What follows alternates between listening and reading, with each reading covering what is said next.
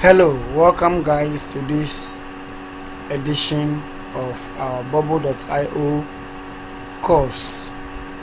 Like I said, in this lesson we are going to learn how to do proper design of a simple sign up form. Now there are two basic ways of doing design using bubble.io. First, you can decide to do the designs here. After doing the design, you create database for it, and then we add the workflow. Okay, we can also decide to create a database first for it. After the database, do the design, and later come and add the workflow. But I would like us to do the design, then later we add the database and then the workflow. Okay, so I'll come to my design and go to my visual element. Now I have variety of options or element to choose from. Because we are creating a sign up form, I need a text to write the sign up.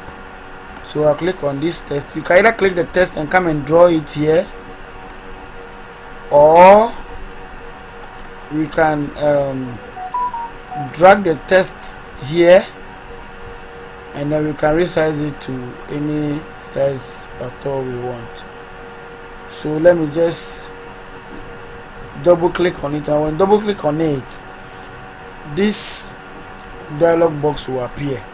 You can see text A. You are supposed to change the text A, because when you have multiple tests on it, it will be difficult for us to customize or to edit it. And you can see edit me here, what you see inside this box. I would like to change it to sign up. So sign up.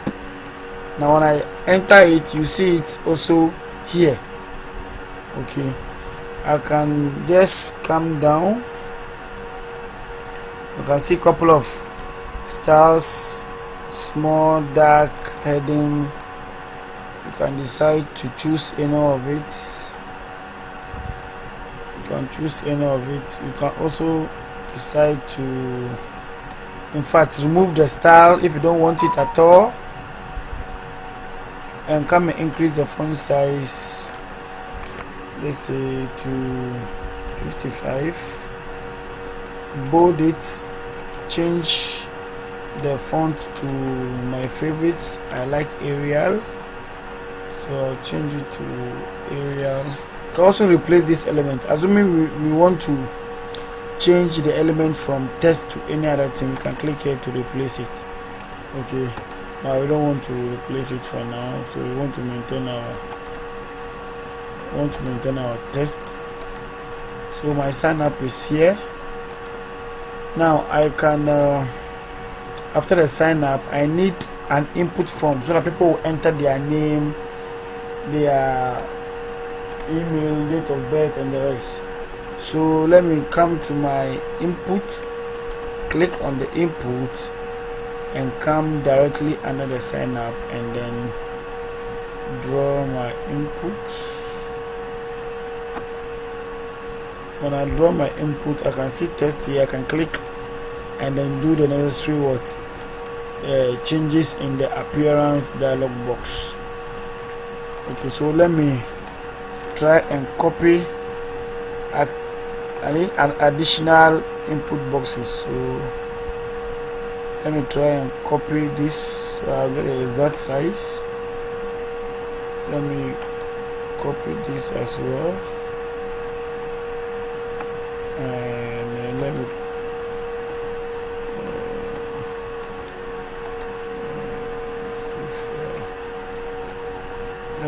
you hold on Control and then you drag to create a copy. Alright, so let me do the appearance styling. So I'll double click. When I double click, I'll choose the placeholder, which is type here. I would like the person to enter the full name. So full name, the full name is always in text, so that's the format. It should be in text. The second is I would like the person to enter the date of birth. So date of birth, I would like to take the person's date of birth. Now after the date of birth, because it's a date, I wouldn't choose text, because when you choose a text it will not give you the format you want. So I'll choose, let's say I'll choose dates for the date of birth. I'll come to the third one. I would like an email, so I'll write email, and inside my content format I'll choose email.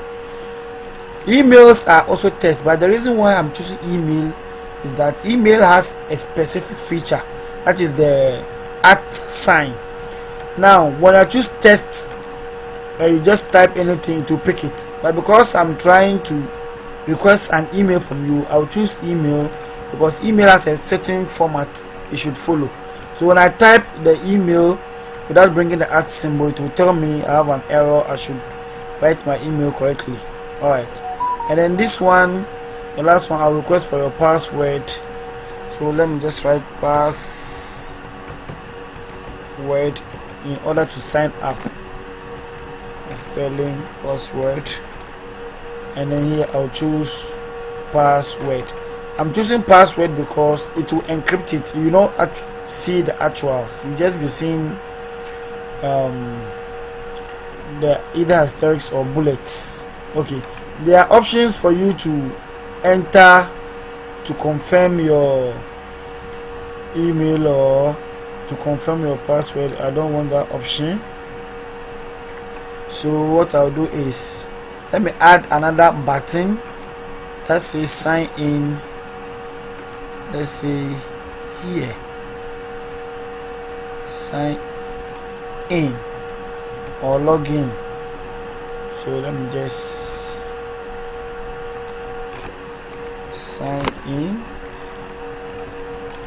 So let's say, assuming you already have an account, you don't have to come and sign up, you will have to sign in directly.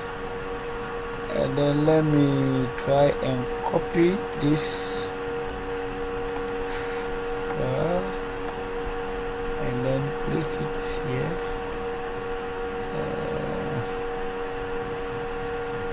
And let me use sign out or log out.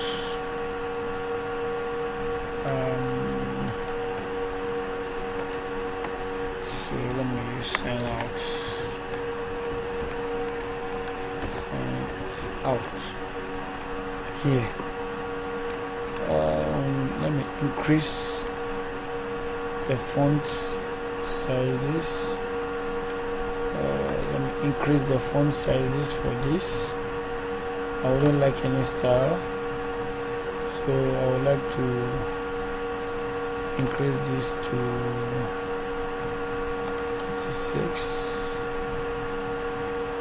and then bold it,